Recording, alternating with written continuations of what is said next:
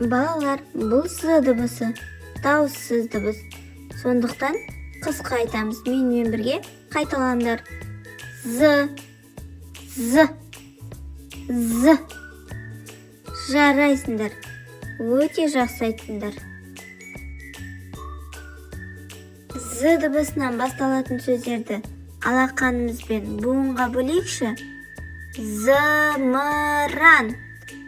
Жарайсыңдар. Зебра. Енді біз балалар әдеттегідей тіл тарту жаттығуларын жасайық. З. Зымыран.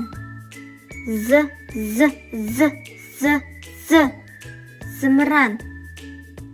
Қолымызға қаламымызды алып, з дыбысының үлкен және кіші түрін ауаға жазайық. З дыбысы. Жарайсыңдар балалар.